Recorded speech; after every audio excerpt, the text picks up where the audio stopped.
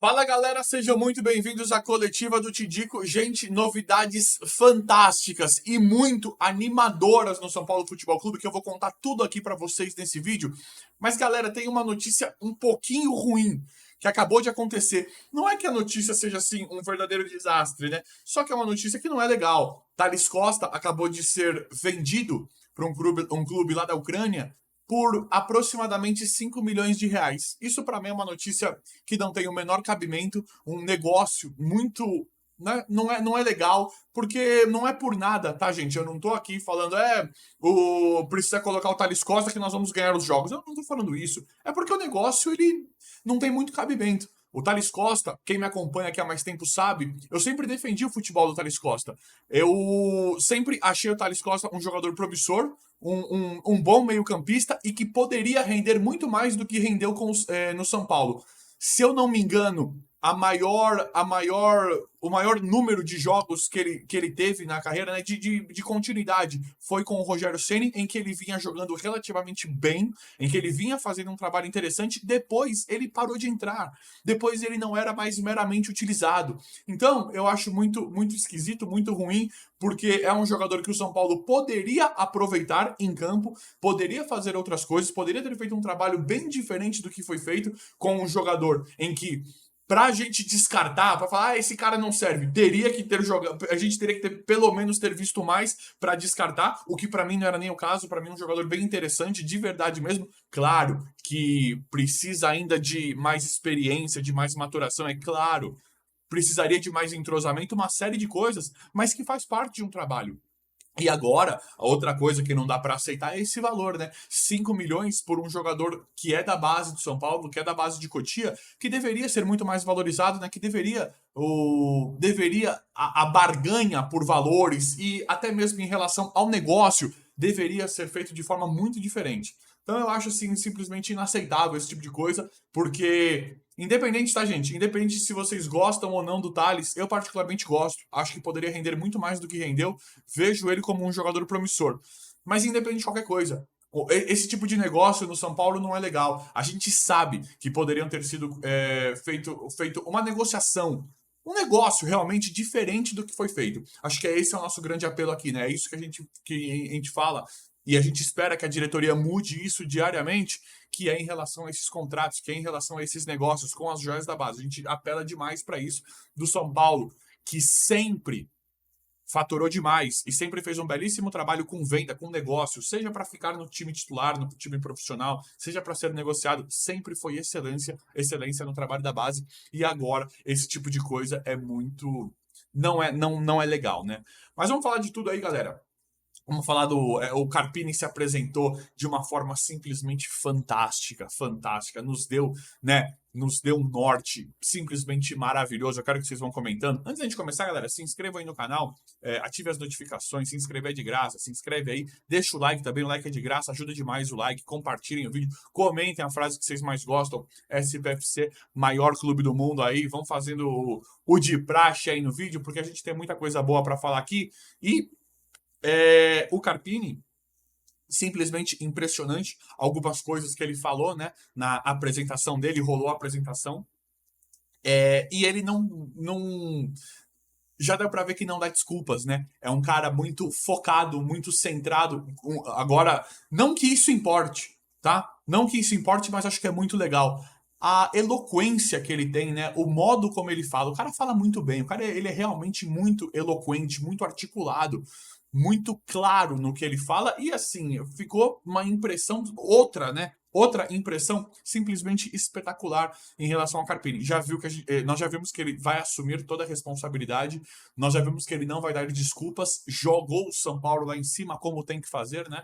E não é que eu tô falando aqui, não é porque eu sou São Paulino que ele tem que chegar lá e fechar os olhos e só elogiar porque ele é técnico do São Paulo. Não. É porque a gente sabe nada, a gente sabe da qualidade do elenco comparado ao que ele já treinou e comparado ao nível do futebol brasileiro.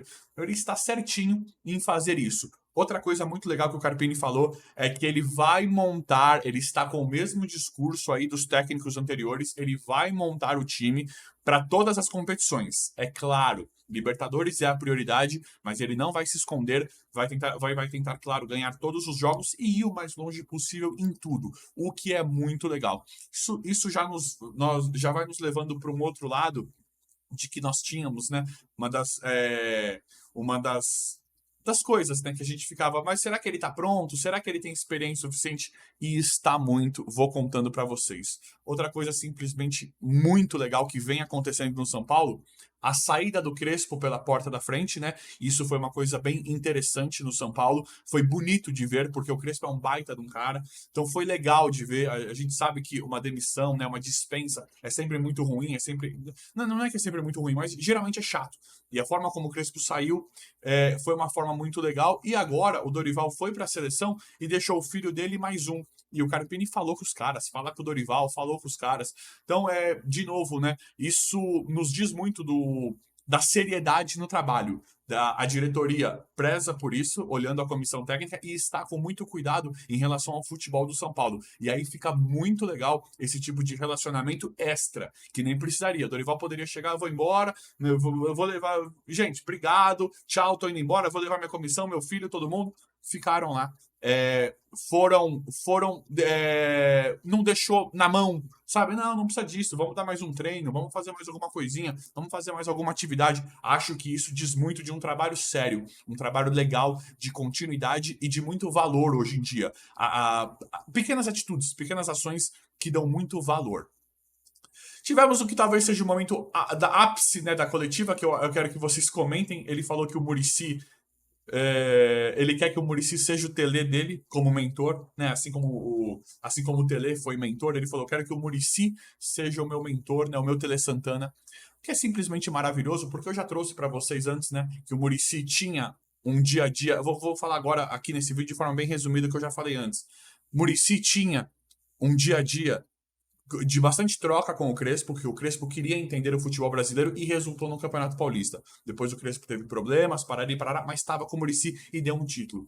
O Rogério, logo na sequência, nós percebíamos que ele não trocava tanto com o Muricy, né? Que ele não trocava tanta figurinha com o Muricy. Respeitava, acho que ama o Muricy, independente, gosta, sei lá. Mas não trocava tanto com o Muricy. Foi um trabalho que deu muito errado no São Paulo, né? Infelizmente. A gente vê que ele trocava bastante com o Charles Hammer, né? Acho que eles trabalhavam muito juntos em relação às decisões, às escolhas. E não trocava com o Muricy. Deu tudo errado. Dorival Júnior, não é mesmo padrão, mas mesma forma, né, de enxergar futebol, amigo do Muricy e trocava, né? Não trocava muito, né? Acho que eles não chegavam e falavam tudo, mas em alguns momentos era isso aqui. Acho que isso aqui é a mesma coisa. Parece que era um trabalho meio que unificado, né? Parece que era basicamente no geralzão, falando de forma, a grosso modo, parece que era uma coisa meio que a mesma coisa, né? O mesmo pensamento de futebol de forma geral, na forma de enxergar tudo isso. E aí o Dorival Júnior resultou numa Copa do Brasil. Então e agora o Carpini, outra dica que me deixa muito esperançoso, que me deixa muito feliz com tudo isso, é que o Carpini vai utilizar muito, que é utilizar muito o Muricy. Ele falou: não, que isso, o Muricy, tudo que eu puder extrair do Muricy, eu quero extrair. Isso não é que o cara tá se acovardando, não é que ele tá se apequenando, isso mostra astúcia, porque se você tem uma pessoa ali que é um vitorioso, é um cara mais velho, é um cara que tem para te ensinar, por que não? Por que não agregar isso para você? Então simplesmente maravilhoso isso aí. Temos um. Ele falou em jogo parecido com o Dorival, não acredito muito nisso, mas ele decidiu. Ele falou. Ele entrou em um. Eu acho que ele vai ter uma certa continuidade no trabalho do Dorival, mas ele vai deixar os jogadores jogar. Carpini, nós estamos. Como é que ele vai jogar? Qual que é a forma? Qual que é o sistema? Qual que é o esquema? Ele já deixou claro que ele não gosta de atrapalhar os jogadores. Ele vai olhar e extrair o melhor de cada jogador. Ele não vai tentar e colocar a assinatura dele no trabalho. Ele vai chegar, vai ver, o Ferreirinha dribla, então põe pra driblar, põe pra correr, você vai driblar. Outro toca, o outro marca. Ele vai fazer isso, ele vai tentar extrair o melhor do jogador sem inventar muito. O que pra mim é simplesmente espetacular. Falou especificamente do Rames Rodrigues, ele deu a entender, ele falou, os outros jogadores, Lucas, Luciano, por melhores que sejam, exemplo, tá, gente? E muitos outros, dá pra eu colocar dá pra eu alternar demais, fazer várias coisas com alguns jogadores. E dá mesmo. Um Nestor, por exemplo, até mesmo um Ferreirinha, um Galopo, né? Dá pra ele fazer. Ele falou, o Rames é um dos poucos que eu vejo que tem características muito específicas. Que é um craque. Ele deu a entender que o Rames é um jogador único que ele tem no elenco, que ele vai extrair, que ele precisa extrair muito.